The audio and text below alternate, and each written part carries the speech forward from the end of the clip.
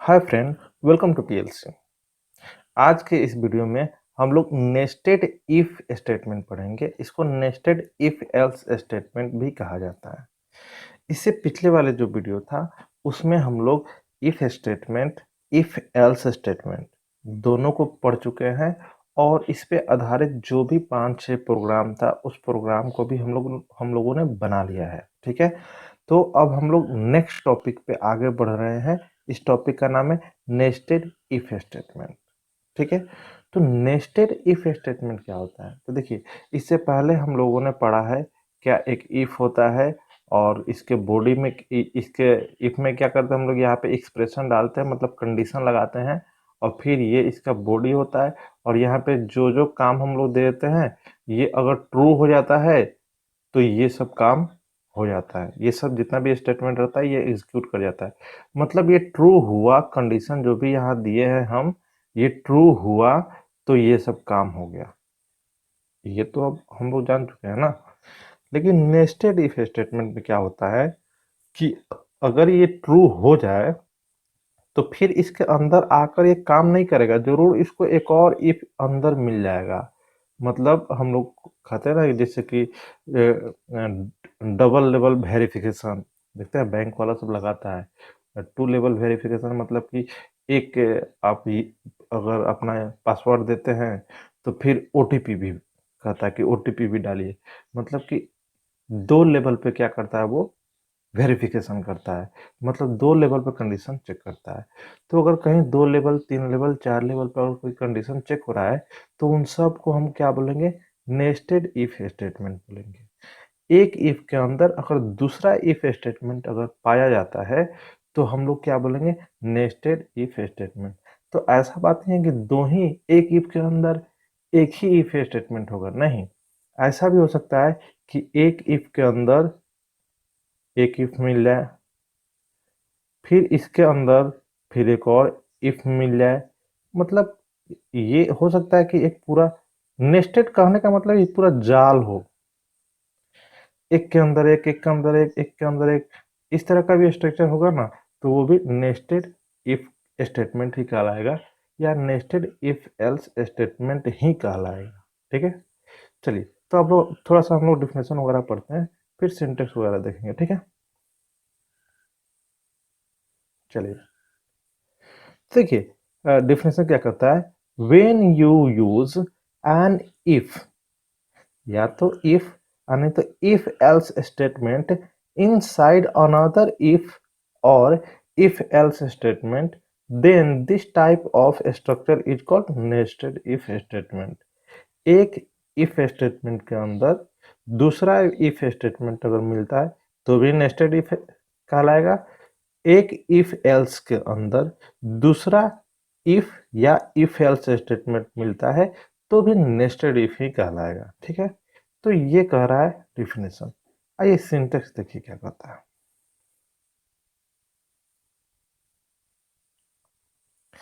देखिए, ये जो सिंटेक्स है, यहाँ पे ये इफ लगा हुआ है, ठीक है, और यहाँ पे एक्सप्रेशन होना चाहिए। मतलब कोई कंडीशन जैसे कि हम लोग लगाते हैं एज ग्रेटर देन 17, इस तरह का लगाते हैं ना, तो ये चीज यहाँ होना चाहिए। ठीक है, इसी चीज को एक्सप्रेशन बोलते हैं। तो देखिए, इससे पहले जो हम लोग इफ स्टेटमेंट पढ़े हैं उसमें क्या होता है कि ये वाला अगर ट्रू हो जाता है तो ये काम हो जाता है। जो भी अंदर स्टेटमेंट लिखा रहता है, मतलब जो भी काम आप दिए रहते हैं वो काम हो जाता है। तो ये अभी ये जो सिंटेक्स है ना, ये सिंटेक्स आपको जो दिख रहा है ये इफ एल्स का है, नेस्टेड इफ का नहीं है।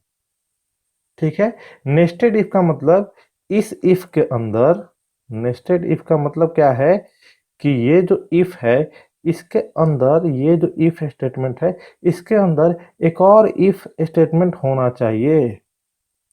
ठीक है, तो वो है, उसको थोड़ा समय के लिए हम हाइड कर दिए थे। ठीक है, देखिए है ना। हाँ, ये हुआ नेस्टेड इफ स्टेटमेंट। मतलब क्या, ये जब ट्रू होगा तो फिर इसके अंदर घुसेगा कंपाइलर, अंदर आएगा तो फिर देखेगा एक और इफ स्टेटमेंट, तो फिर इसको भी ट्रू अगर होगा तब जाके ये सब काम होगा। अगर यह फॉल्स हो गया तो भी ये सब काम नहीं होगा। ठीक है, तो चलिए यहाँ पे दो तरह का सिंटेक्स हमने लिखा है, दोनों को एक्सप्लेन कर देते हैं।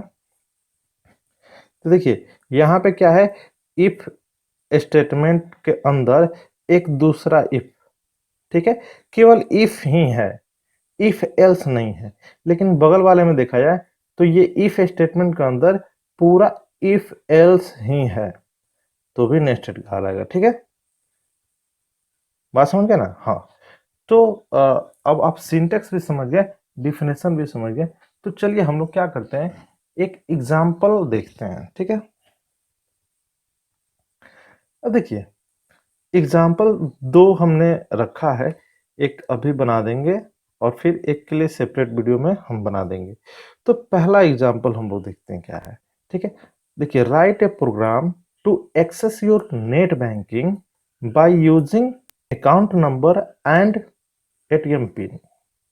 मान लीजिए कि नेट बैंकिंग वाला कुछ ऐसा बनाता है अपना एप्लीकेशन, वो कहता है कि आपको वहां पे एटीएम नंबर डालना है, सॉरी अकाउंट नंबर डालना है और फिर एटीएम का पिन डालना है, तब नेट बैंकिंग में हम आपको एक्सेस दे देंगे। ठीक है, अगर इनमें से कोई गलत हो जाएगा तो वो आपको एक्सेस नहीं देगा। तो इस तरह का जो प्रोग्राम है वो नेस्टेड इफ स्टेटमेंट पे ही बनता है। ठीक है, तो चलिए हम लोग कोडिंग करने चलते हैं। ठीक है, तो चलिए हम लोग यहाँ आ गए हैं। क्या करना है, हमें दो डाटा रखना है, मतलब दो, एक अकाउंट नंबर और एक एटीएम का पिन।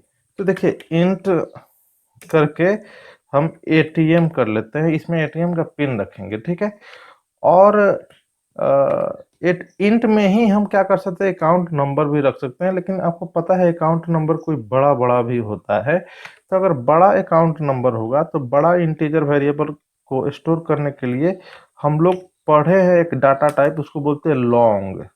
तो इसका इसका टाइप क्या हो गया, लॉन्ग टाइप बना लिए। जो भी अकाउंट नंबर स्टोर करेगा जो वेरिएबल, एसी वेरिएबल, ये किस टाइप का है, ये हो गया लॉन्ग टाइप का। ठीक है, चलिए अब यूजर को एक मैसेज दे दीजिए, inter your account number.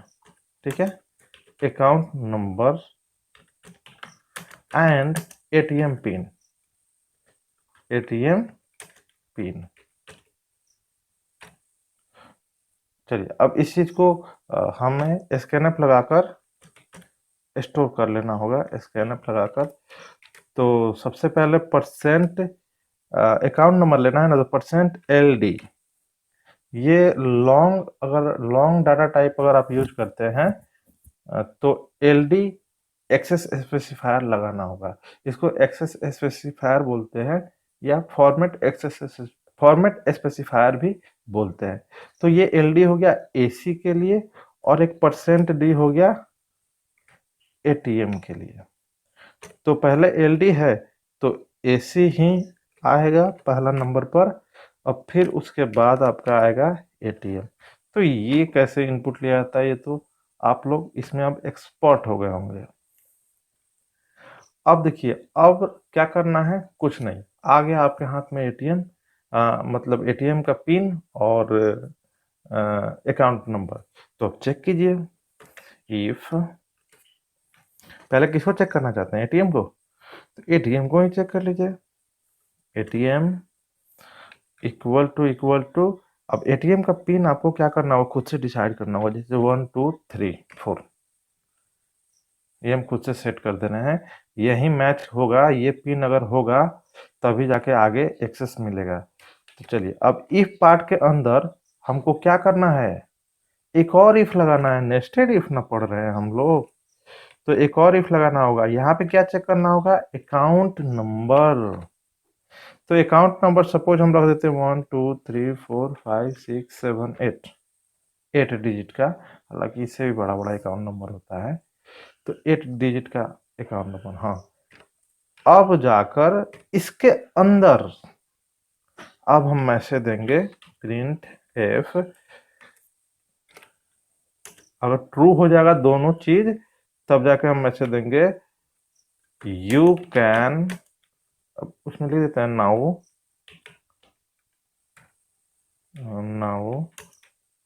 You can access your net banking. ठीक है, चलिए। हाँ, अगर गलत हो जाता है तो देखिए यहाँ पे इफ एल्स दोनों लगेगा। अंदर वाला इफ भी अगर गलत होता है तो उसके लिए एक एल्स का व्यवस्था कर दीजिए आप। ठीक है, ताकि यूजर को फीडबैक भी तो मिलना चाहिए कि आपका क्या गलत है, आपका अकाउंट नंबर गलत हो गया कि आपका एटीएम पिन ही गलत हो गया।